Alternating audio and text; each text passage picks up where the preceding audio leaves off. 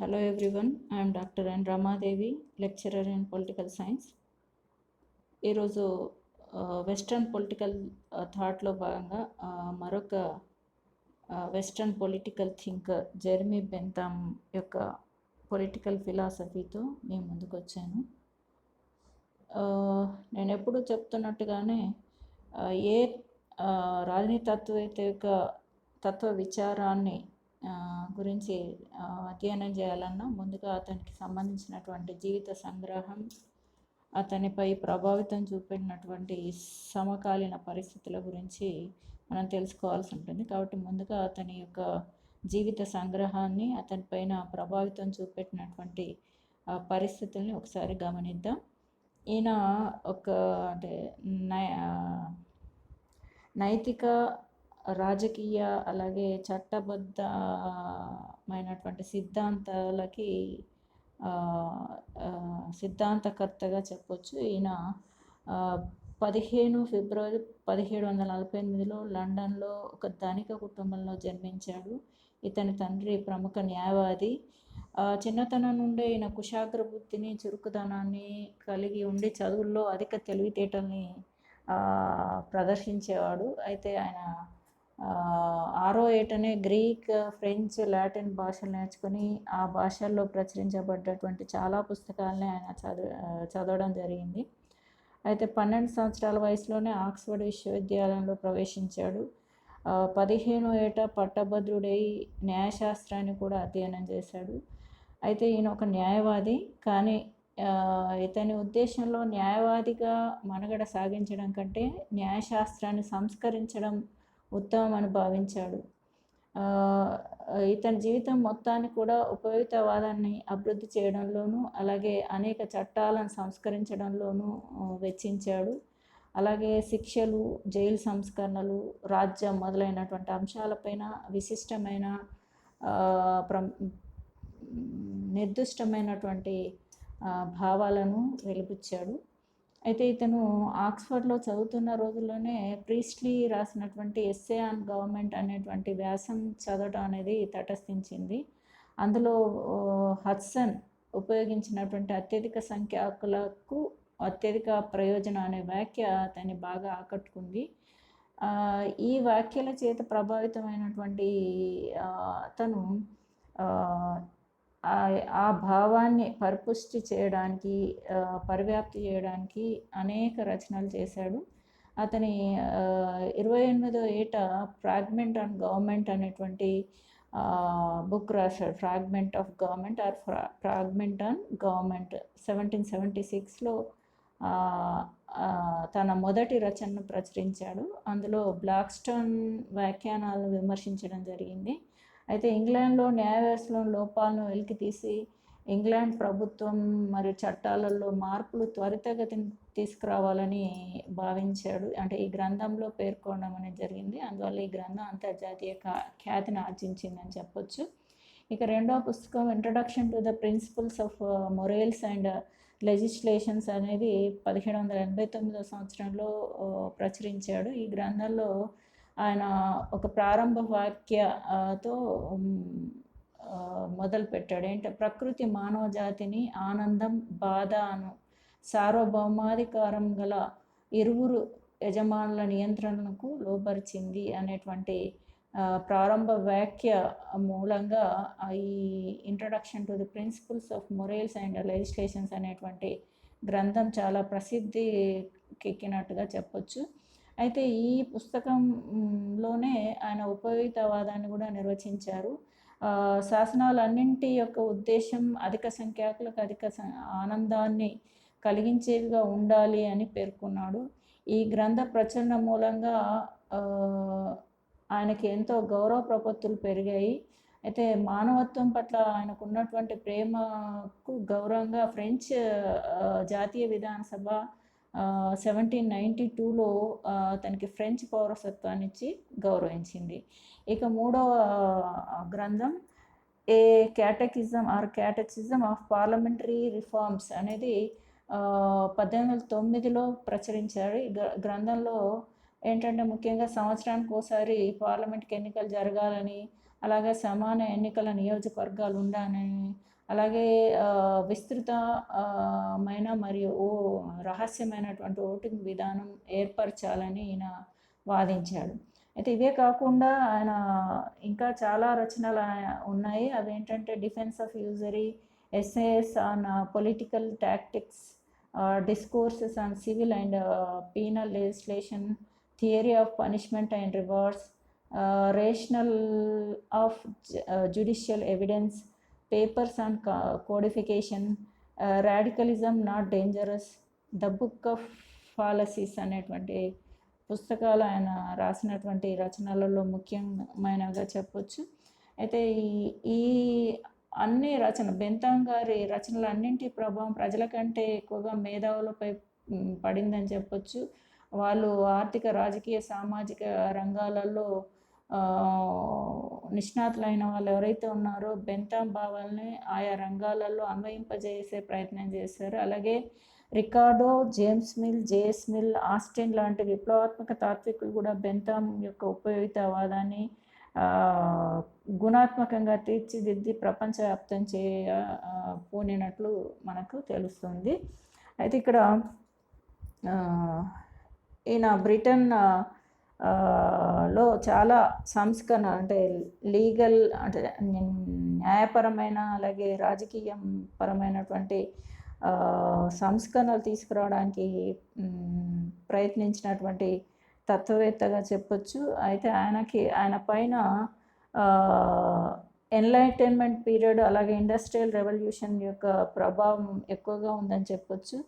ఈయన తన యొక్క పరిశోధనలన్నింటికీ కూడా శాస్త్రీయ సూత్రాలను అనుసరించడం అనేది జరిగింది. అంటే పాలిటిక్స్ అలాగే ఎథిక్స్ని స్టడీ చేయడానికి సైంటిఫిక్ ప్రిన్సిపల్స్ని అనుసరించినట్లుగా చెప్పొచ్చు.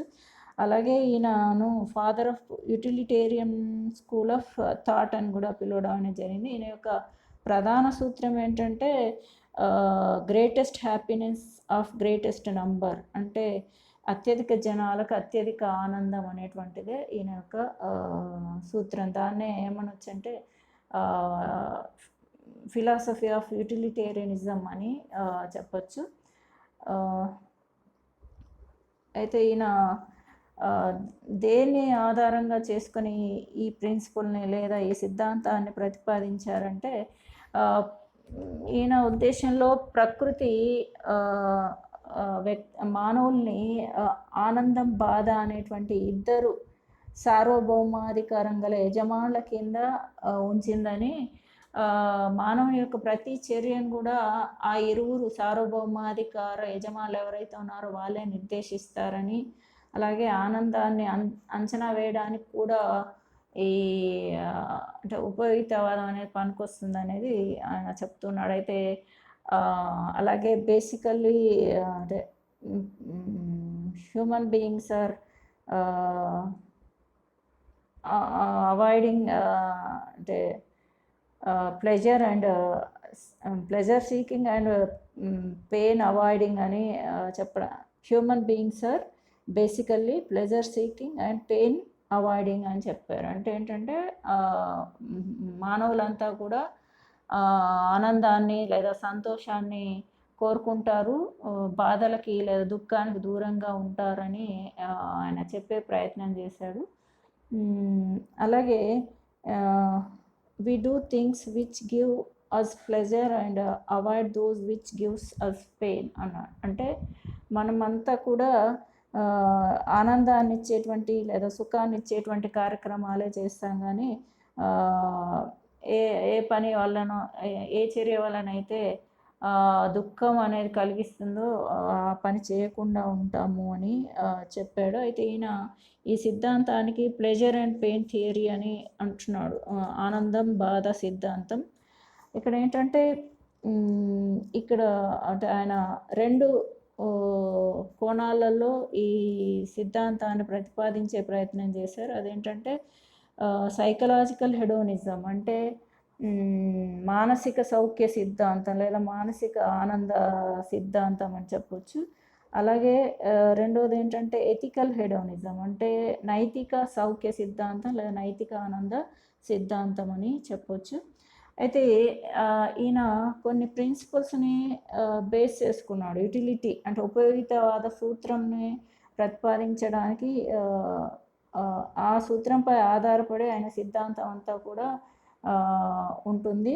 అయితే ఇక్కడ the principle of utility states that actions and behaviours are right in so far as they promote happiness or pleasure, wrong as they tend to produce unhappiness or pain.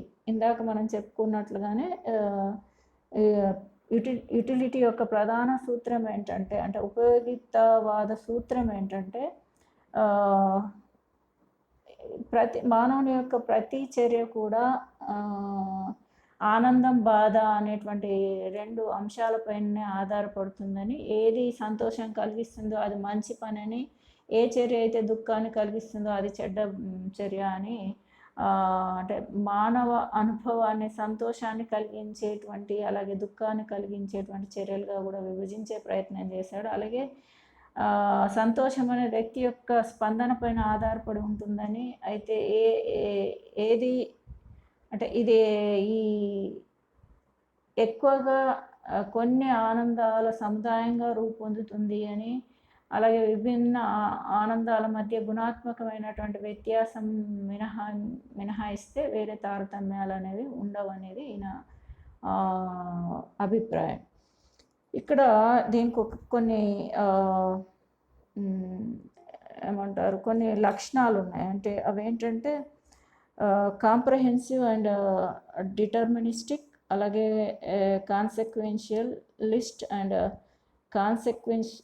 కాన్సెక్వెన్షియలిస్ట్ and quantifiable, అలాగే not similar to egoism or self interest focused అనే ఈ 4 లక్షణాలు దానికి లక్షణాలని ఆయన సూచించడం అనేది జరిగింది. తర్వాత ఇక్కడ ఆనందం, బాధలను కొలవడానికి ఆయన ఫిలాసఫిక్ గణిత సిద్ధాంతాన్ని సూచిస్తూ ఉన్నాడు. ఇక్కడ ఆయన కొటేషన్ చూడండి, the highest principle of morality is to maximise happiness and overall balance of pleasure over pain. అంటే దీంట్లో ఏంటంటే మెయిన్గా అత్యధిక ఆనందంగా మ్యాక్సిమం ఎంత ఎక్కువ ఆనందాన్ని ఇవ్వగలిగితే అంత ఎక్కువ ఆనందం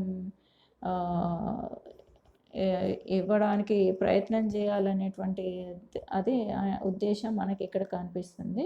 అయితే ఇక్కడ ఈయన ఆనందాన్ని, బాధను కొలవడానికి ఫిలాసఫిక్ క్యాల్కులస్ ప్రిన్సిపల్ని అన్వయించడం జరిగింది.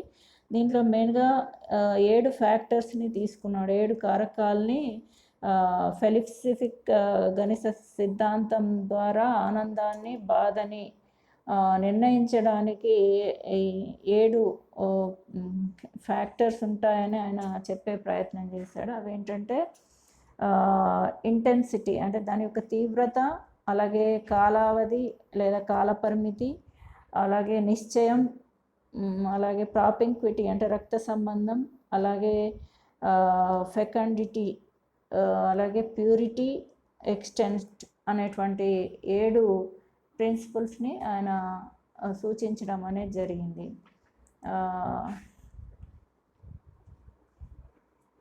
1 minute.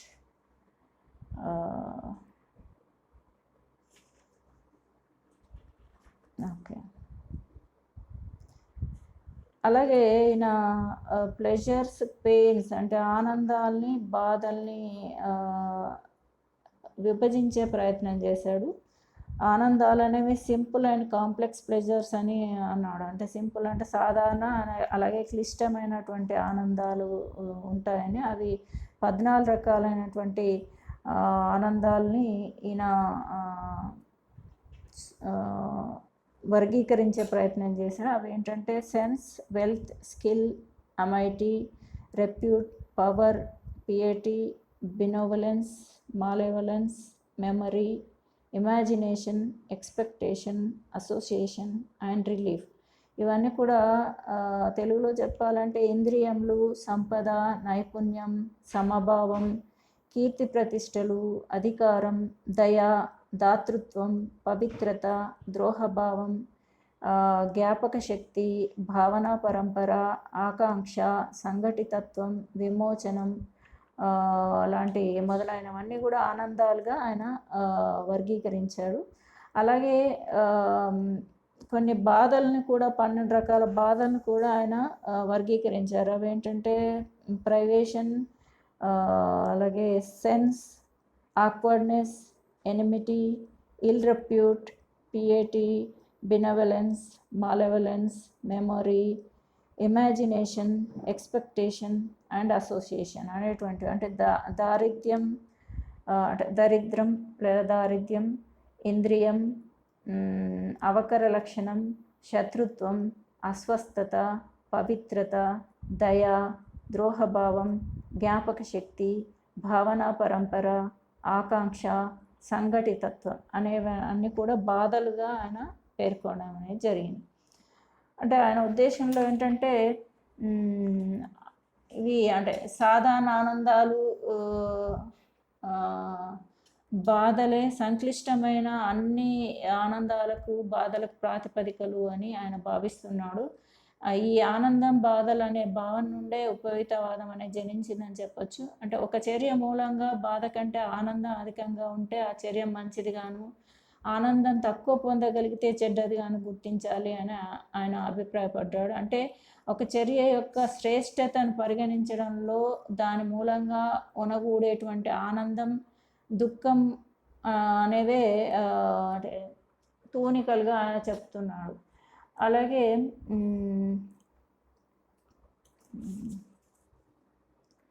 దీంట్లో ముఖ్యంగా కొన్ని ఉపయుక్తవాద భావన కొన్ని నిర్దిష్ట అభిప్రాయాలను ఇస్తుంది. అవి ఏంటంటే ఒక వ్యక్తి కోరుకునేది మరి మంచిది అని భావించేది కేవలం ఆనందం మాత్రమే. అది సంపద, స్థితి, ఆరోగ్యం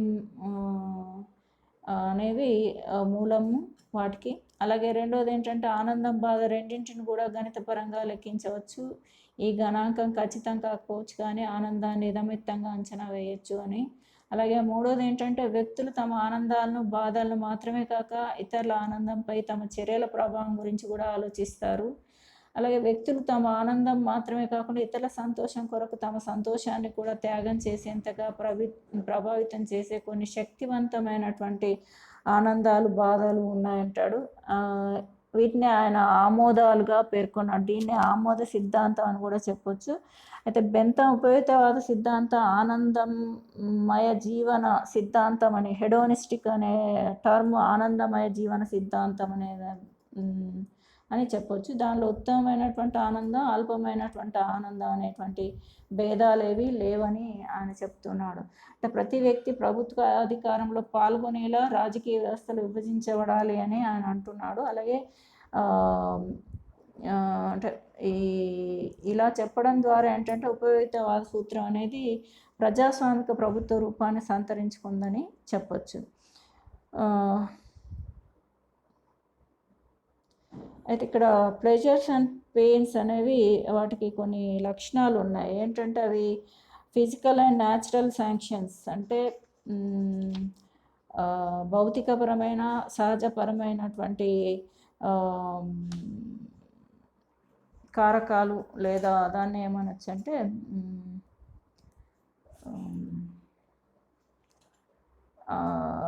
ఆధారాలని చెప్పొచ్చు. ఈయన అంటే బెంథమ్ దృష్టిలో ఆనందానికి, బాధకు ఉన్నటువంటి 4 ఆధారాలు ఏంటంటే ఇందాక మనం చెప్పుకున్నటువంటి ఫిజికల్ అండ్ న్యాచురల్ శాంక్షన్, అలాగే moral sanction, political sanction, religious sanction అనేటువంటి 4 రకాల ఆధారాలను ఆయన చెప్తూ ఉన్నాడు.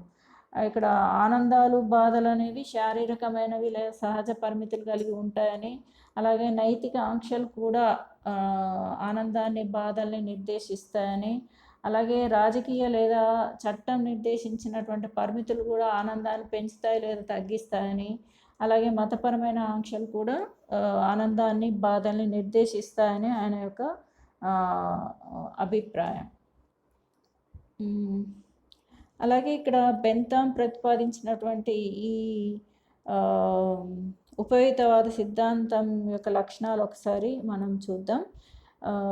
ఏంటంటే ఇక్కడ basically it is a hedonic doctrine. ఇందాకనే ఆనందమయ సిద్ధాంతం అంటే ఇది ఏమనొచ్చు అంటే ఆనందమయ సిద్ధాంతాన్ని ఇందాకనే దాని పేరు చెప్పుకున్నాం, ఆనందమయ జీవన సిద్ధాంతం గా చెప్పొచ్చు. అలాగే mankind is governed by 2 sovereign masters, pleasures and pains అన్నాడు. అంటే మానవుని 2 సార్వభౌమాధికార యజమానులు, అంటే ఇది ప్రకృతిలో ఉన్నటువంటి ఈ 2 యజమానులు కింద మానవులందరూ ఉంటారని, అంటే అవే ఆనందం, బాధ అనేటువంటివని.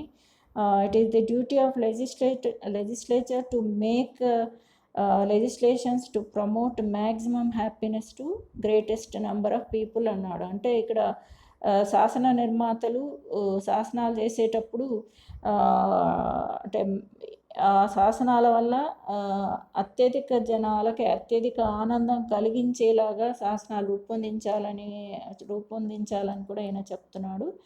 అలాగే there are certain measures that legislators have to take to determine the amount of happiness. అదే వాళ్ళందుకు తగిన ఏమంటారు మెజర్స్ అంటే దానికి సరైన అంటే కొలమానాలు అనేవి పాటించాలి అని చెప్తున్నాడు. దానికి సరైన చర్యలు తీసుకోవాలి అని చెప్తున్నాడు. అంటే శాసనాలు చేసేటప్పుడు శాసనాలు ఎక్కువ మందికి ఎక్కువ ఆనందాన్ని ఇచ్చేటువంటి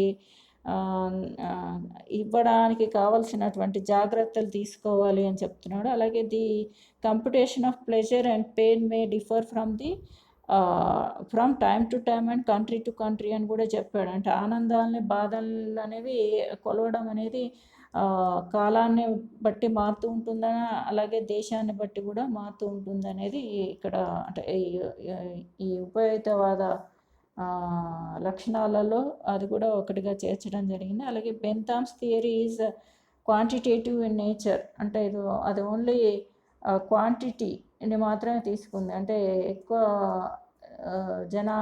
మంది అధిక సంఖ్యాకులకు అంటే అత్యధిక జనానికి అత్యధిక ఆనందం, అంటే దానివల్ల ఏంటంటే క్వాంటిటీని కనిపిస్తుందని మనకి అంటే అది కూడా ఒక లక్షణం అని ఇక్కడ చెప్పడం జరిగింది. అలాగే it is objective, verifiable and comprehensive in nature. It is based on physical factors. It is against social contract theory. It AIIMS for individual freedom అని కూడా చెప్పడం జరిగింది. అంటే ఇది అంటే భౌతికమైనటువంటి కారకాల మీద ఆధారపడి ఉంటుందని, అలాగే ఇది అగైనెస్ట్ టు సోషల్ కాంట్రాక్ట్ అంటే సామాజిక ఒప్పంద సిద్ధాంతానికి లేదా సామాజిక ఒడంబడిక సిద్ధాంతానికి వ్యతిరేకమని, ఇది వ్యక్తిగత ఫ్రీడమ్ స్వాతంత్రానికి ఇది అంటే లక్ష్యంగా ఉపయోగితవాద లక్ష్యం వ్యక్తిగత స్వాతంత్రాన్ని కల్పించడమే అని ఈ సిద్ధాంతం అనేది objective, verifiable and comprehensive in nature. అంటే ఈ సిద్ధాంత స్వభావం ఏంటంటే లక్ష్యాన్ని అంటే బాహ్యపరమైనటువంటి లక్ష్యం అనేది ఉంది. ఇది పరిశీలన చేయడానికి అనుకూలమైనటువంటిది, అలాగే సమగ్రమైనటువంటి స్వభావాన్ని కలిగి ఉంటుందని చెప్పడం అనేది జరిగింది. తర్వాత ఇక్కడ చూడండి, గ్రేటెస్ట్ హ్యాపీనెస్ ప్రిన్సిపల్ అంటే అత్యధిక జనానికి అత్యధిక ఆనందం అనేటువంటి సూత్రం చూడండి. ఇక్కడ an action is right so far it promotes the greatest amount of happiness for greatest number of people. అంటే ఈ సూత్రాన్ని బట్టి అత్యధిక జనానికి అత్యధిక ఆనందం అనేది ఇది ప్రమోట్ చేస్తుందని చెప్పడం జరిగింది. అలాగే what is important is quantity of pleasure or utility. అంటే ఏదైతే అంటే ప్రాముఖ్యమైందో అదేంటంటే ఎక్కువ ఆనందం కలిగించాలి, అలాగే ఎక్కువ ఉపయోగం కలిగించాలి. ఏ పని చేసినా కూడా అది ఎక్కువ ఆనందాన్ని ఎక్కువ ఉపయోగాన్ని కలిగించాలని చెప్తున్నా. అలాగే maximisation of pleasure or utility is the only moral goal. అంటే దీని యొక్క లక్ష్యం ఏంటంటే కేవలం అంటే మ్యాక్సిమం అంటే గరిష్టమైనటువంటి ఆనందాన్ని అలాగే యుటిలిటీ అంటే ఉపయోగాన్ని కలిగించాలి. ఏ పనైనా కూడా వ్యక్తికి అత్యధికమైనటువంటి ఆనందాన్ని అలాగే ఉపయోగాన్ని కలిగించేలాగా ఉండేటువంటి లక్ష్యం గురించి సూచిస్తుంది. అలాగే ఇది ఇది ఎథికల్ ఈగోయిజం కాదు అంటున్నాడు. ఇది అంటే నైతికమైన అలాగే ఆత్మాభిమానానికి సంబంధించింది కాదని కూడా పేర్కొనడం జరిగింది. ఇక్కడ the ethical egoist think that it is their own self interest which should be maximised అంటున్నాడు. అంటే అది సొంత ప్రయోజనం కోసం అంటే నైతిక ఆత్మాభిమానంతో ఆలోచించొద్దు అని చెప్తున్నాడు. అలాగే the utilitarians think that it is the happiness of everyone that matters. అంటే అందరికీ ఆనందాన్ని కలిగించేదిగా ఉండాలి. ఒక వ్యక్తికి మాత్రమే కాదు, ప్రతి వ్యక్తి కూడా ఆనందాన్ని అంటే తన ఆనందానికే కాకుండా సమాజ సంతోషానికే కృషి చేయాలి అని చెప్పడం అనేది జరిగింది. అంటే వ్యక్తి కంటే అధిక సౌఖ్యానికి సమాజంలోని అత్యధిక ఆనంద సంతోషానికి కృషి చేయాలంటే ఓన్లీ వ్యక్తిగతమైన సంతోషమే కాదు, సమాజంలో ఉన్నటువంటి అంటే వ్యక్తి తన స్వంత ఆనందాన్ని ఇతరుల ఆనందం కోసం త్యాగం చేయడానికి కూడా సిద్ధంగా ఉండాలి అనేది ఇక్కడ దీని యొక్క ఉద్దేశం అని చెప్పవచ్చు. అంటే ఇక్కడ ప్రతి వ్యక్తి కూడా తన ఆనందానికి కాకుండా సమాజ సంతోషానికి కృషి చేయాలంటే కొన్ని నిర్బంధాలు మనం ఇందాకనే గమనించాం. ఏంటవి? ఏది భౌతిక నిర్బంధాలు, మతపరమైన నిర్బంధాలు, నైతిక నిర్బంధాలని, రాజకీయ నిర్బంధాలని కూడా మనం ఇందాక మాట్లాడుకున్నాం. అయితే భౌతిక నిర్బంధం వల్ల కలిగేటువంటి ఆనందం కానీ బాధ కానీ సహజ ప్రక్రియలో లభిస్తుంది. కానీ మతపరమైన నిర్బంధాలే మానవ ప్రవర్తన రూపొందించడంలో ప్రముఖ పాత్ర వహిస్తాయని చెప్పొచ్చు. అలాగే మతపరమైనటువంటి ఆచారాలను పాటించడం వల్ల కలిగేటువంటి ఆనందం లేదా బాధ మతపరమైన నిర్బంధం. నైతిక నిర్బంధాలు ప్రజాభిప్రాయ తీవ్రత మూలంగా ఆవిర్భవిస్తాయి. ఇవి సాధారణంగా చాలా శక్తివంతంగా ఉంటాయి.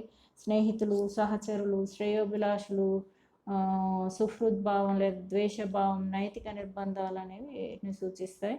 రాజకీయ నిర్బంధాలు అనేవి చాలా శక్తివంతమైన రాజ్యం ఇచ్చేటువంటి బహుమానాలు లేదా శిక్షలే రాజకీయ నిర్బంధాలు అని చెప్పొచ్చు.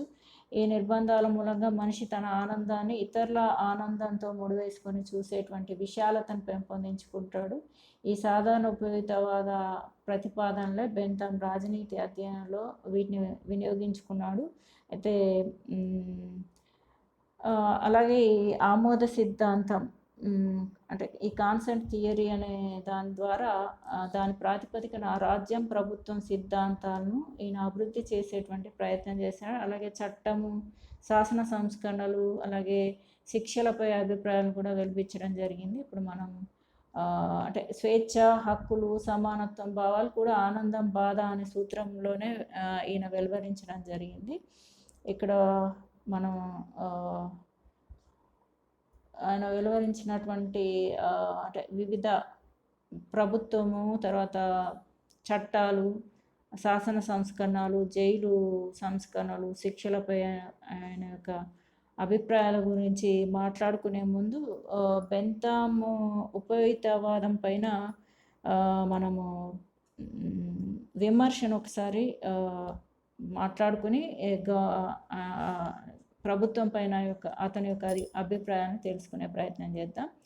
అయితే బెంథమ్ ప్రతిపాదించినటువంటి ఈ ఉపయోగితవాద సిద్ధాంతం కొన్ని కారణాల మూలంగా విమర్శించడం జరిగింది. ముఖ్యంగా హేతువాద, మానసిక అలాగే తాత్విక అంశాల మూలంగా ఆయన సిద్ధాంతం విమర్శకు గురైందని చెప్పొచ్చు. ఈ సిద్ధాంతం కేవలం సాధారణ వివేకాన్ని రాజకీయాలకు అన్వయించడం మినహా మరేమీ కాదని విమర్శించడం జరిగింది. అలాగే ఆనందానికి ఆయన ఇచ్చిన నిర్వచనం కూడా లోపభూయిష్టమైందిగా విమర్శించబడింది. ఆనందం వ్యక్తి వ్యక్తికి, ప్రాంతానికి ప్రాంతానికి మారుతూ ఉంటుంది కాబట్టి దాన్ని నిర్దిష్టంగా నిర్వచించడం అసాధ్యమని విమర్శించబడింది. అలాగే బెంతాము ఉపయోగించినటువంటి ఫెలిసిఫిక్ కలన గణితము సూత్రంలో చెప్పినటువంటి వివిధ కారకాలు ఒకటి అంటే ఒకదానిపై ఒకటి పట్టును సాధించే అవకాశం ఉంది కాబట్టి కాలపరిమితి మరియు తీవ్రతల మధ్య ప్రతికూలత ఉందనుకుంటే దేనికి ప్రాధాన్యత ఇవ్వాలి అనేది ఈయన ప్రతిపాదించినటువంటి ఫెలిసిఫిక్ క్యాలిక్యులస్ సిద్ధాంతం అనేది పూర్తిగా విషయగతమైందని కూడా విమర్శించబడింది. అలాగే బెంతాం ప్రాథమిక సూత్రమైనటువంటి ప్రతి వ్యక్తికి వ్యక్తిగత సంతోషాన్ని అంటే ప్రతి వ్యక్తి కూడా వ్యక్తిగత సంతోషాన్ని కాంక్షిస్తాడు అని చెప్పాడు. అలాంటప్పుడు సమాజం అంతటి సంతోషం ఎప్పుడు గుర్తించబడుతుంది అని కూడా విమర్శించారు. అయితే దీన్ని రసెల్ దీని గురించి ఏమన్నాడంటే ప్రతి వ్యక్తి ఎప్పుడూ తన సంతోషాన్ని చూసుకుంటే మానవులందరి సాధారణ సంతోషాన్ని శాసనకర్తలు ఎలా పెంపొందించగలుగుతారని ఆయన ప్రశ్నిస్తూ ఉన్నాడు. అలాగే మానవులకు సంతోషం కలిగిందో లేదో తెలుసుకోవడానికి దాని పరిమాణం కొలవడానికి ఒక నిర్దిష్ట కొలమానం ఏమీ లేదు. అట్లాంటప్పుడు అతని తత్వం మొత్తం కూడా బలహీనంగాను వైరుధ్యంతోనూ కూడుకొని విషయగతం కానటువంటిదై ఉంటుంది అని కూడా విమర్శించడం జరిగింది. అలాగే వ్యక్తిగత అభిలాష అనేది సమాజ సంతోషానికై మార్పు చెందదు, ఉపయుక్తవాదం భౌతికవాదంగా గుర్తించబడింది. ఎందుకంటే బెంతాం సూచించిన విధంగా అంతరాత్మను తొలగించినట్లయితే మనం చేయి పనులు నీతిరహితము నీతిబాహ్యము అనే ప్రశ్న అనేది జనించదు అని, వ్యక్తిగత అంతరాత్మ లేనట్లయితే సమిష్టి అంతరాత్మకు తావే ఉండదని, దోషికి సమాజం పట్ల భీతి ఉండదని ముర్రే అనే అతను అభిప్రాయపడ్డాడు. అయితే బెంతాం ప్రకారం శాశ్వత సౌఖ్యం కంటే తాత్కాలిక సౌఖ్యమే మెరుగైంది. దీన్ని అంగీకరిస్తే ప్రభుత్వ ప్రణాళికలు కానీ సంక్షేమ పథకాలు కానీ లేదా పరిశోధన అభివృద్ధి పథకాలు అనేవి వృధాగానే ఉంటాయని భావించాల్సి వస్తుంది. ఎందుకంటే వాటి మూలంగా సమాజానికి దీర్ఘకాలిక ప్రయోజనాలు అలాగే అంటే చాలా కాలానికి ప్రయోజనాలు చేకూరుతాయి అనేటువంటి అంటే చేకూరుతాయి తప్ప సత్వర ఫలితాలు అనేవి అంటే దాంట్లో జాప్యం అనేది జరుగుతుంది అనేది ఇక్కడ ఉద్దేశం. అంటే ఈ కారణాల చేత ఆయన సిద్ధాంతం అనేది వ్యతిరేకించడం జరిగింది. అయితే ఒకసారి మనం ఫెలిసిఫిక్ కలన గణిత సిద్ధాంతాన్ని మరొక్క మారు పరిశీలించుకుంటే ఈయన అంటే ఆనందం బాధ కొలిసేటప్పుడు తీవ్రత కాలావధి లేదా కాలపరిమితి నిశ్చితత్వం లేదా అనిశ్చితత్వం సామీప్యం లేదా దూరం అనేటువంటి 4 అంశాలు అంటే సమిష్టిగా పరిగణలోకి తీసుకోవాలి అని ఆయన చెప్తున్నాడు. అయితే వీటిని కొలవడానికి బాహుల్యత అంటే ఫెకండిటీ, స్వచ్ఛత అంటే ప్యూరిటీ అని మరో 2 అంశాలు కూడా పరిగణలోకి తీసుకోవాల్సి ఉంటుంది. అలాగే మేధస్సుకు సంబంధించిన ఆనందం స్వచ్ఛమైంది, దీనివల్ల అంటే తదనంతరం బాధ కలిగేటువంటి అవకాశం ఉండదు. ఇంద్రియ సంబంధమైనటువంటి ఆనందాలు స్వచ్ఛమైనవి కావు అని ఈయన భావిస్తున్నాడు. ఒకే రకమైన చర్య వల్ల కలిగే ఆనందం అధికంగా ఉంటుంది, అంటే వ్యతిరేక చర్యల వల్ల కలిగేటువంటి ఆనందం చాలా తక్కువగా ఉంటుందని కూడా ఆయన అభిప్రాయపడ్డాడు. అయితే ఇక్కడ దీంట్లో కూడా మనకు కొన్ని లోపాలు కల్పిస్తాయి. ఫెలిసిఫిక్ క్యాలిక్యులస్ లో కూడా మనం అంటే ఈ ఆనందం బాధల కొలవడానికి కూడా కొన్ని లోపాలు మనకి కలిగి అంటే ఈ సిద్ధాంతం కలిగి ఉన్నట్టు ఈ సూత్రం గణిత సూత్రం కలిగి ఉన్నట్లు చెప్పొచ్చు. అయితే ఈ ఫెలిసిఫిక్ కొలమానం అనేటువంటి భావన పరిమితమైనటువంటి అన్వయాన్ని కలిగి ఉంటుంది అని, అలాగే ఒక ఇంద్రియ సంతోషానికి మరో ఇంద్రియ సంతోషానికి మధ్య గల తీవ్రత పోల్చడం కష్టమని, అలాగే వ్యక్తిగత కారణాన్ని ఇది గుర్తించలేదని, ఒకే రకమైనటువంటి అనుభవం అనేది వివిధ రకాల వ్యక్తులకు అసమానమైన ఆనందాన్ని బాధని ఇస్తుందని కూడా భావించడం అనేది జరిగింది. అయితే ఇక్కడ మనం ఇప్పుడు బెంతాం యొక్క ప్రభుత్వ అంటే ప్రభుత్వం పట్ల ఆయనకున్నటువంటి భావాలు ఒకసారి గమనిద్దాం. ఇక్కడ ఏంటంటే ఈయన ప్రాతినిధ్య ప్రభుత్వాన్ని సమర్థించాడు.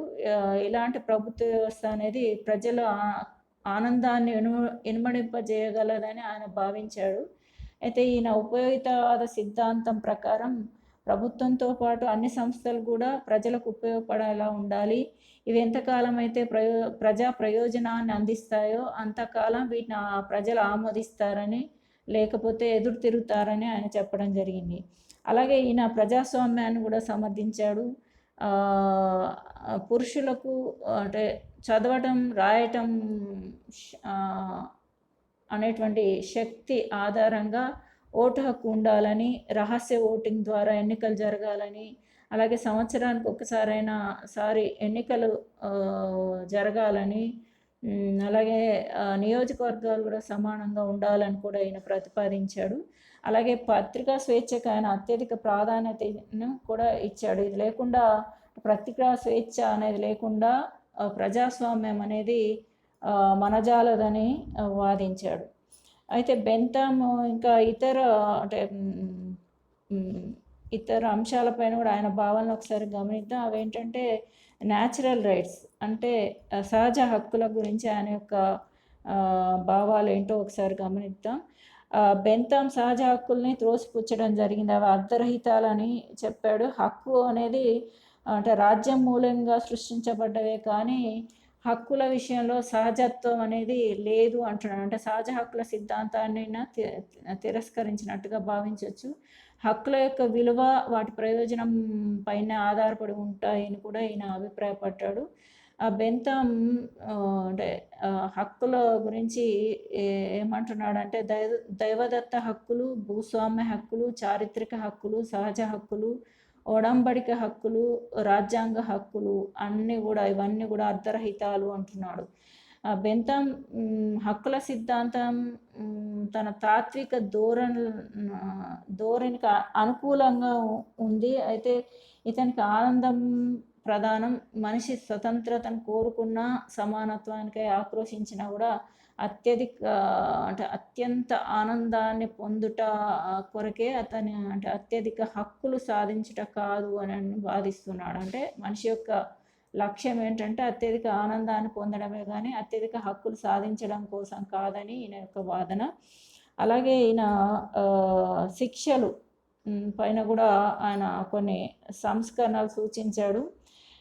శిక్షలు, జైలు సంస్కరణలపై బెంతాం భావాలు రాజనీతి తత్వ విచారంలో ప్రశంసాత్మకమైనటువంటి పాత్రను కలిగి ఉన్నాయని చెప్పొచ్చు. సమాజంలోని చెడును సంస్కరించడానికి శిక్ష అనేది తప్పనిసరి ఆయన ప్రగాఢంగా విశ్వసించాడు.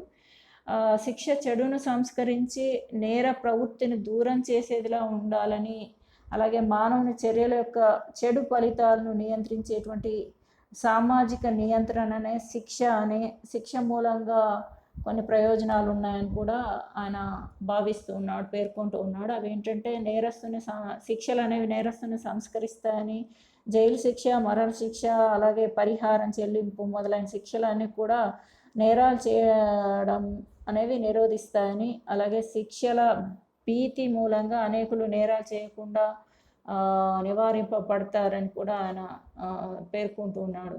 అంటే శిక్ష నేరాలను నివారించి నేరస్తులను సంస్కరించేదిగా ఉండాలని కూడా అభిప్రాయపడ్డాడు. కానీ ప్రతీకార చర్యగా ఉండరాదు అంటున్నాడు. అది వ్యక్తి నేరానికి తగిన విధంగా వ్యక్తిగతమైన, గుణాత్మకమైన, పరిణామాత్మకంగా ఉండాలి. సమాజ సంక్షేమానికి, భద్రతకు భంగం కలిగిన రీతిలో శిక్షలు విధించాలి అని చెప్తున్నాడు. అంటే ఇక్కడ శిక్షలు అనేవి నేరాలను నివారించి నేరస్తులను సంస్కరించేగా ఉండాలి కానీ ప్రతీకార చర్యగా ఉండరాదు అనేది ఇక్కడ ఆయన యొక్క భావం. శిక్షపైన బెంతాం ముఖ్యంగా హబ్స్ భావాల చేత ప్రభావితమై వెలువరించినట్లుగా చెప్పొచ్చు. అంటే శిక్ష అనేటువంటి భయం మూలంగానే సమాజంలోని మనుషులు ఏకమయ్యారు అనేటువంటి హబ్స్ యొక్క భావాన్ని ఈయన అంగీకరించినట్టుగా చెప్పొచ్చు. మనుషులు అత్యాశలను, ధనాశలను, కోపాన్ని, కోరికలను అణచడం కోసం శిక్ష అంటే శిక్షించబడతామనేటువంటి భీతి అనేది ఉంటుంది. కాబట్టి ఆ భీతి వల్లనే ఇవన్నీ జరుగుతాయని కూడా చెప్తున్నాడు. అయితే ఇక్కడ శిక్ష గురించినటువంటి ముఖ్యంగా సామాజిక ఒడంబడిక వాదుల యొక్క ప్రధాన సూత్రాలను ఈయన ఇక్కడ శిక్ష విషయంలో గట్టిగా సమర్థించినట్టు కూడా చెప్పొచ్చు. ఇక్కడ ఏంటంటే నేరస్తులపై విధించేటువంటి శిక్ష సమతూకంగా, ఆదర్శప్రాయంగా, వీలైనంత తక్కువగా, సంస్కరించేదిగా, ప్రజాదరణ పొందేదిగా, అంటే శిక్ష యొక్క వ్యవధి అంటే తక్కువ వ్యవధిని కలిగి ఉండడానికి అంటే ఇలాంటివన్నీ కూడా వీలు కల్పించబడాలి అని చెప్తున్నాడు. అలాగే మరణశిక్ష అంటే ఇతర నేరస్తులను అంటే ఇతరులు నేరస్తులు కాకుండా సత్ప్రవర్తనను కలిగిస్తే, సాధారణ అభద్రతా భావాన్ని తొలగిస్తే, దీని మూలంగా సామాజిక ప్రయోజనం ఎక్కువగా ఉండేటువంటి ప్రజల మనోభావాలను కాదని కఠినంగా, బహిరంగంగా ప్రజా సమక్షంలో విధించాలి అంటున్నాడు. అంటే ఇక్కడ ఏంటంటే ఏ శిక్ష అయినా కూడా అంటే మరణశిక్ష అనేది ఇతరులు అంటే నేరాలకు పాల్పడకుండా సత్ప్రవర్తన కలిగించేటట్లు, అలాగే ఒకవేళ నేరం చేస్తే శిక్షించబడతాం అనేటువంటి ఒక అభద్రతా భావాన్ని కలిగించేటట్లు, అలాగే సామాజిక ప్రయోజనం ఎక్కువగా ఉంటే ప్రజల యొక్క అంటే ఆ శిక్ష అనేది అంటే కఠినంగా, బహిరంగంగా ప్రజా సమక్షంలోనే విధించబడాలి. శిక్ష ఎప్పుడు కూడా చెడును అణచివేసి మంచిని, ప్రయోజనాన్ని విస్తృతపరిచేదై ఉండాలి అని ఆయన పేర్కొంటున్నాడు. అయితే ఇవే కాకుండా ఆయన ప్రిజన్ రిఫార్మ్స్ అంటే జైలు సంస్కరణలు కూడా తీసుకొచ్చాడు. అవేంటంటే అంటే ఈయన ముఖ్యంగా మరణశిక్షకు వ్యతిరేకని చెప్పొచ్చు. అయితే నేరస్తులను సంస్కరించడానికి, పునరావాసం కల్పించడానికి బెంతాం అనేక సంస్కరణలు ప్రతిపాదించడం జరిగింది. ఏంటంటే నేరస్తుడు ఒంటరితనం వల్ల తన తప్పును గ్రహించి పశ్చాత్తాపడడానికి అలాగే అంటే దీనివల్ల సంస్కరించబడతాడని ఆయన పేర్కొంటున్నాడు. అంటే ఒంటరితనం అనేది ఒంటరిగా వదిలేస్తే ఏంటంటే ఆయన పశ్చాత్తాపడతాడు, తన తప్పును తాను గ్రహించి సంస్కరించబడతాడు అంటున్నాడు. అలాగే ఈయన మరణశిక్షను సమర్థించలేదు, కాకపోతే కేవలం ఘోరమైన నేరాలను మాత్రమే అంటే బాగా ఘోరంగా ఉండేటువంటి నేరాలకు పాల్పడితే మాత్రమే మరణశిక్ష విధించాలి అంటున్నాడు. మరణశిక్ష కంటే ఏకాంతవాస శిక్ష నేరస్థంలో మౌలికమైన మార్పులు కలిగిస్తుందని ఈయన భావించాడు. ఈయన అందుకోసం ఒక జైలు అంటే మోడల్ని కూడా క్రియేట్ చేశాడు. అదే పానాప్టికాన్ అనేటువంటి ఆదర్శ జైలు నమూనాను కూడా రూపొందించాడు. దీని పైకప్పులో ఏంటంటే మెయిన్గా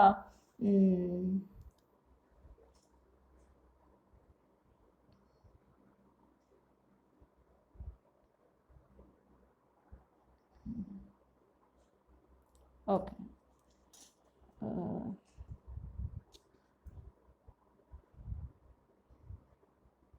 సారీ అయితే ఈయన పానాప్టికాన్ అనేటువంటి ఆదర్శ జైలు నమూనాను కూడా రూపొందించాడు. ఏంటంటే దీని పైకప్పు అనేది గాజుతో చేయబడి స్తూపాకారం కలిగి బయట గోడను ఆనుకొని లోపలికి ఉండే గదులతో జైలు అధికారులు మధ్య నుండి పర్యవేక్షించడానికి వీలుగా ఉండేటట్లు కూడా ఆయన నమూనాను రూపొందించాడు. అయితే ఈ జైలు ఆయన అంటే జైలు గురించి ఏమని వర్ణిస్తున్నాడంటే మోసగాళ్లను, నిజాయితీపరులను, అలాగే సోమరులను కష్టజీవులుగా రూపొందించే యంత్రమే జైలు అని ఆయన అంటే ML grinding rogues honest and ideal men industrious అని చెప్తూ ఉన్నాడు. అంటే శిక్షా సమయంలో వృత్తి జ్ఞానం నేర్పాలని, అలాగే ప్రాథమిక విద్యను అందించాలని, తద్వారా ఏమవుతుందంటే విడుదలైన తర్వాత వాళ్ళు జీవనోపాధి పొంది సమాజంలో భౌతిక నైతిక వికాసం చెందేలాగా తయారు చేయాలని ఈయన సూచించాడు. అలాగే ఈయన లీగల్ రిఫార్మ్స్ కూడా కొన్ని తీసుకొచ్చాడు. అవేంటంటే రాజకీయ వ్యవస్థలోని సభ్యులు విధేయతతో ఇచ్చినటువంటి అధికారం మూలంగా సార్వభౌముడు ఇచ్చే ఆజ్ఞయే శాసనం అని అంటున్నాడు. అంచేత శాసనం అంటే భగవంతుడు వ్యక్తి తమ అభిష్టాల ద్వారా రూపొందించినవి మాత్రమే అని కూడా ఆయన పేర్కొన్నాడు. కాబట్టి దైవదత్త శాసనం, మానవ శాసనం అనే 2 శాసనాలు ఆయన వర్గీకరించాడు.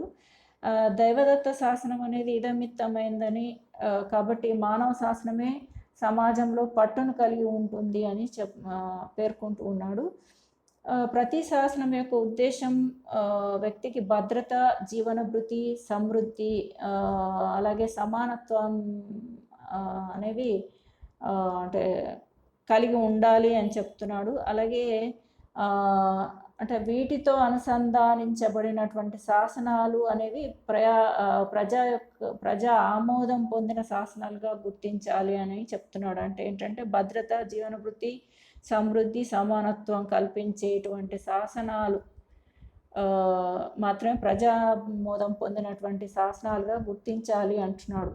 అలాగే విధేయత అనేది శాసనానికి శాశ్వతత్వాన్ని ఇస్తుంది, శక్తివంతం చేస్తుంది, అలాగే అత్యధికులకు అత్యధిక ఆనందాన్ని చేకూరుస్తుంది అంటున్నాడు. అంటే శాసన విధేయత పొందేటువంటి శాసనాలే కావాలి. అలా పొందగలిగినప్పుడే ఆ శాసనానికి శాశ్వతత్వం, శక్తి అలాగే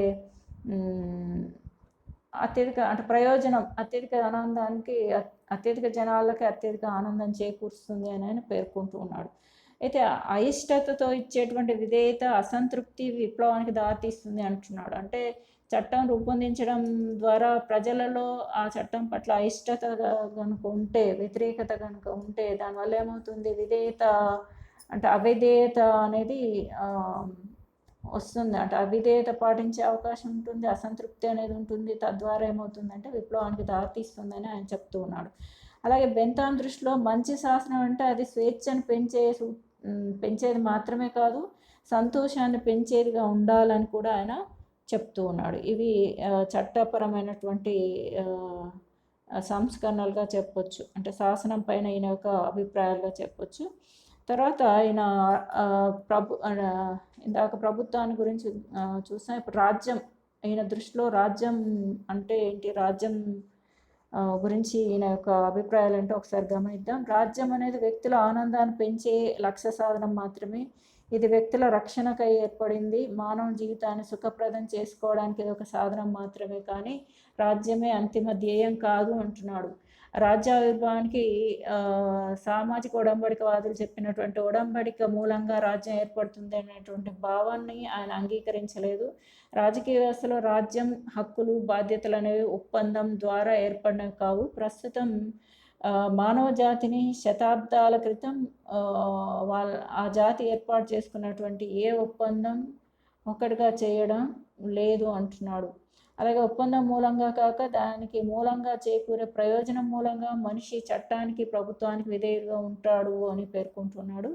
మానవుడు రాజ్యానికి, చట్టానికి ఎందుకు విధేయుడుగా ఉంటున్నాడు అంటే అది అంటే అవిధేయత కంటే విధేయత మూలంగా ఎక్కువ మేలు జరుగుతుంది కాబట్టి రాజ్యానికి, చట్టానికి మానవుడు విధేయుడిగా ఉంటున్నాడు అని పేర్కొన్నాడు. అలవాట్లు, ప్రయోజనాలు మాత్రమే రాజ్య ఆవిర్భావానికి కారణం కాదని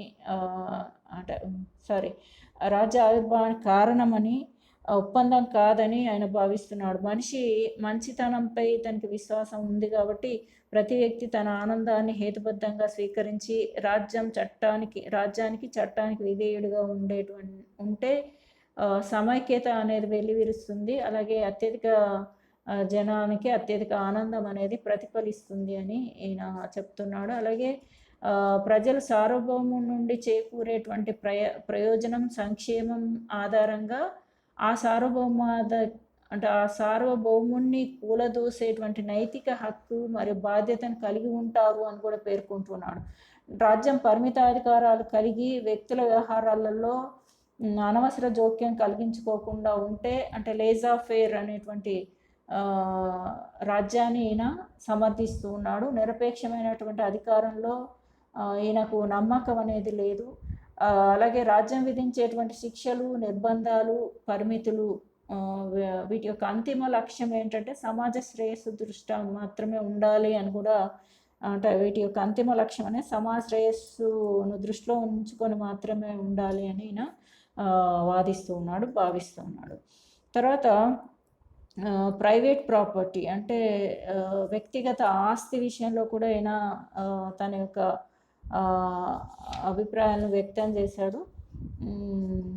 అవేంటంటే he favours the institution of private property, అంటే ఈయన ప్రైవేట్ మానవులకి ప్రైవేట్ ప్రాపర్టీ అనే వ్యక్తిగత ఆస్తి అనే దాన్ని ఆయన సమర్థిస్తూ ఉన్నాడు. అంటే ఇక్కడ రాజ్యం అనేది ఈ అక్కడ ఉన్నటువంటి మానవుల యొక్క ఆస్తుల్ని అంటే ఆస్తులను రక్షించేదిగా ఉండాలి. ఒకవేళ వాళ్ళ ఆస్తులకు కనుక ఎక్కడైనా భంగం కలిగిస్తే దానికి అంటే కాంపెన్సేషన్స్, పరిహారం అనేది చెల్లించాలంటే అది కూడా ప్రాపర్గా ఉండాలి. ఆ పరిహారం అనేది కూడా సక్రమంగా, అంటే ఎవరైతే భూమి ఆస్తుని పోగొట్టుకున్నారో వాళ్ళు సంతృప్తి పడేలాగా ఉండాలని చెప్తున్నాడు. అలాగే ఇక్కడ ఆయన ఆర్థిక రంగంలో ఫ్రీ ట్రేడ్ అంటే ఏమంటారు, స్వేచ్ఛాయుత వ్యాపారాన్ని, అలాగే అంటే ఇది మెయిన్గా ఆడమ్ స్మిత్ యొక్క అంటే ఈ స్వేచ్ఛాయుత వ్యాపారం అనేటువంటి సూత్రాన్ని ఈయన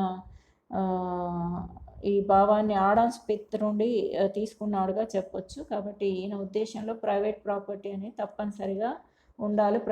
ప్రైవేట్ ప్రాపర్టీ వల్ల వ్యక్తులు సంతృప్తికరంగా ఉంటాడు, అభద్రతా భావానికి లోను కాడు అనేది ఈయన యొక్క ఉద్దేశం. కాబట్టి ప్రభుత్వం వ్యక్తులకు ప్రైవేట్ ప్రాపర్టీని కాపాడుతూ ఒకవేళ ఎక్కడైనా ఆటంకం కలిగినట్లయితే వాళ్ళకి సరైనటువంటి పరిహారం చెల్లించి వాళ్ళు సంతృప్తిగా ఉండేటట్లు చూడాలి. వాళ్ళు అవిధేయత పాటించకుండా లేదా తిరుగుబాటు చేయకుండా విప్లవానికి ఆస్కారం ఇవ్వకుండా ఉండాలి అని ఈయన చెప్తున్నాడు. అలాగే ఈయన స్త్రీ వాది అని చెప్పొచ్చు. అంటే ఈయన స్త్రీలకు సంబంధించి కూడా కొన్ని అభిప్రాయాల్ని ఈయన వ్యక్తం చేశాడు. అవేంటంటే 1 minute. ఈయన ఉద్దేశంలో స్త్రీ పురుషులు ఇద్దరు సమానులే కాబట్టి వాళ్ళకి సమానత్వం అనేది కల్పించబడాలని, అలాగే ఆడవాళ్ళకు కూడా ఓటు హక్కు కల్పించబడాలని, అలాగే రాజ్య కార్యకలాపాలు లేదా ప్రభుత్వ వ్యవహారాలలో పాలు పంచుకోవడానికి కూడా వాళ్ళకి హక్కు కల్పించాలని ఈయన పేర్కొంటున్నాడు. అలాగే స్త్రీలు అంటే విద్యా వసతులు కల్పించాలని కూడా, అంటే స్త్రీలు తప్పనిసరిగా విద్యావంతులను చేయడానికి కూడా ప్రయత్నం చేయాలని చెప్తున్నాడు. అయితే దీనికోసం ఈయన ఒక కొత్త కరికులంను కూడా అంటే ఒక విద్యా ప్రణాళికను కూడా ఈయన సూచించడం జరిగింది. అదినే ఏమన్నాడంటే క్రిస్టోమాథియా అన్నాడు. క్రిస్టోమాథియా అని అన్నాడు. ఏది స్త్రీలకు సంబంధించినటువంటి విద్యా విధాన ప్రణాళికను క్రిస్టోమాథియా అని సూచించడం అనేది జరిగింది. అంటే దీన్ని బట్టి ఆయన స్త్రీవాది అని కూడా చెప్పొచ్చు. స్త్రీ సమానత్వాన్ని కోరుకున్నటువంటి, అంటే స్త్రీ సంక్షేమాన్ని కోరుకున్నటువంటి వ్యక్తిగా చెప్పొచ్చు. అలాగే ఈయన ఇంకా ఇతర అంశాలపైన కూడా ఆయన యొక్క భావాన్ని ఒకసారి గమనిస్తే ఆయన రిప్రజెంటేటివ్ గవర్నమెంట్ను కూడా సమర్థించాడు. ఏంటంటే ప్రాతినిధ్య ప్రభుత్వ విధానాన్ని సమర్థించాడు. అలాగే యూనివర్సల్ అడల్ట్ ఫ్రాంచైజ్ అంటే ఓటు హక్కుని, సార్వజనీన ఓటు హక్కుని కూడా ఆయన నమ్ముతూ ఉన్నాడు. అంటే ఆయనకు యాన్యువల్ పార్లమెంట్ పైన, అలాగే సార్వజనీన ఓటు హక్కు పైన కూడా ఆయనకు నమ్మకం, విశ్వాసం ఉంది. అలాగే ఈయన రిపబ్లికన్ ఫార్మ్ ఆఫ్ గవర్నమెంట్ని రికమెండ్ చేస్తున్నాడు. అంటే ఇది ప్రజాస్వామ్యబద్ధమైనటువంటి ప్రభుత్వ విధానం అని చెప్పొచ్చు. దీన్ని ఏమంటామంటే గణతంత్ర ప్రభుత్వ విధానాన్ని ఈయన రికమెండ్ చేస్తున్నాడు. అలాగే ఈయన ఇండివిజువలిజం అనేటువంటి థియరీని కూడా బలపరిచాడు. అంటే వ్యక్తి శ్రేయవాదాన్ని బలపరిచాడు, అలాగే ప్రజాస్వామ్యాన్ని బలపరిచాడు. అలాగే ఈయన అంటే సివిల్ సర్వెంట్స్ని అంటే కాంపిటేటివ్ ఎగ్జామ్స్ నిర్వహించి పోటీ పరీక్షల ఆధారంగా సివిల్ సర్వెంట్స్ని అపాయింట్ చేయాలని కూడా ఈయన రికమెండ్ చేస్తున్నాడు. అలాగే సేవింగ్ బ్యాంక్ సిస్టాన్ని కూడా రికమెండ్ చేశాడు. అలాగే ఈయన ఏంటి వలసవాదం, అలాగే క్యాపిటల్ పనిష్మెంట్ వాటిని వ్యతిరేకిస్తూ ఉన్నాడు. కలోనియలిజం అలాగే క్యాపిటల్ పనిష్మెంట్లని వ్యతిరేకిస్తున్నాడు. అలాగే ఇతన్ని అంటే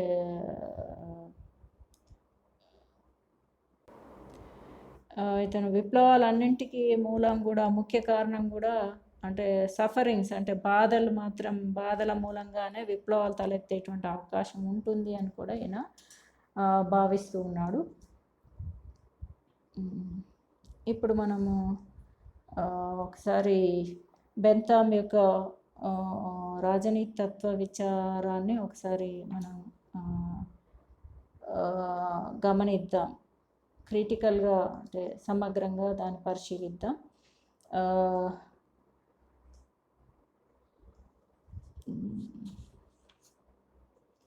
ఇక్కడ బెంతామ్ ఏంటంటే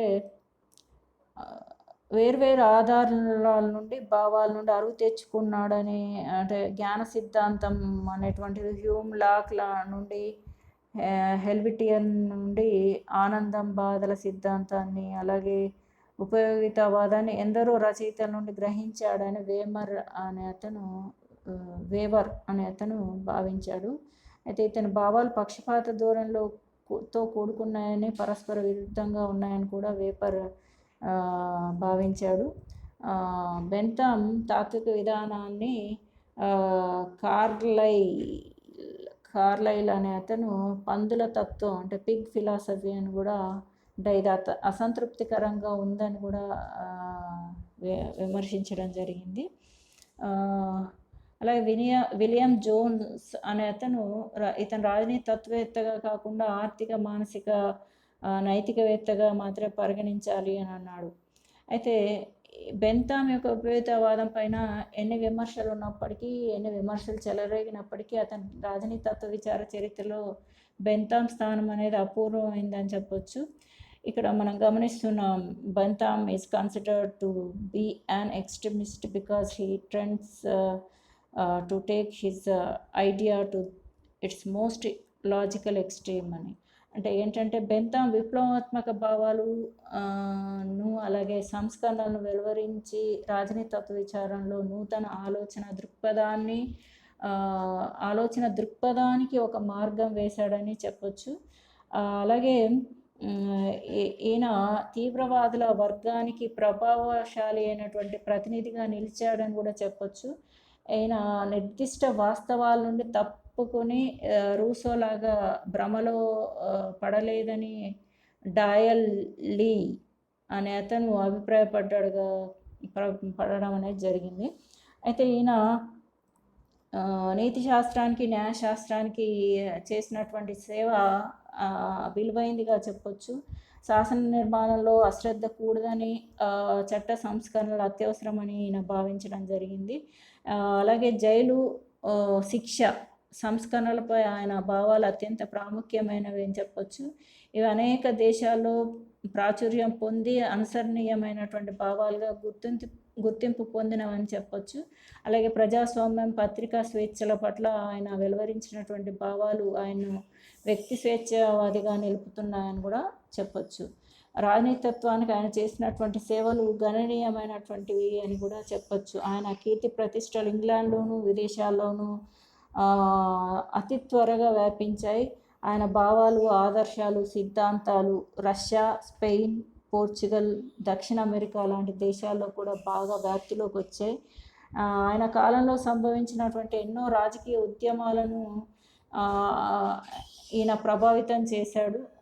అలాగే మరి ముఖ్యంగా రాజనీతి తత్వ విచారానికి కొత్త భావాలను, ఒక కొత్త ఒరవడిని సృష్టించి రాజనీతి తత్వ విచారానికి ఎనలేని ప్రతిష్టను చేకూర్చినట్లుగా అంటే అలాగే జేఎస్ మిల్ను అధికంగా ప్రభావితం చేసినట్లుగా చెప్పొచ్చు. ఇది అంటే ఇలా వీటి ద్వారా ఏంటంటే ఆయన తన స్థానాన్ని పదిలపరుచుకునే ప్రయత్నం చేశాడని చెప్పొచ్చు. ఇక్కడ చూడండి, ఇక్కడ he focused only the quantity of pleasure and was indifferent towards the quality. ఈయన అంటే ఆనందాన్ని ఘనాత్మకమైంది అలాగే అంటే గుణాత్మకమైంది అంటే ఓన్లీ క్వాలిటీ మీద క్వాంటిటీ మీదనే ఆయన అంటే ఘనాత్మకమైన దాని మీదనే ఫోకస్ చేశాడు. కానీ అలాగే quality indifferent and was indifferent towards the quality అన్నాడు. అంటే క్వాలిటీ మీద ఆయన శ్రద్ధ పెట్టలేదని. His greatest happiness principle can over the interest of minority for the greater happiness of the majority. ఇది అంటే మైనారిటీల యొక్క అంటే అత్యధిక జనానికి అత్యధిక ఆనందం అనే దాని వల్ల ఏంటంటే మైనారిటీస్ యొక్క హ్యాపీనెస్ను పక్కబెట్టి కేవలం మెజారిటీస్ యొక్క హ్యాపీనెస్ని కోరుకున్నాడని కూడా చెప్పడం జరిగింది. అలాగే his ideas many a time vent against the tenants of individual Liberty.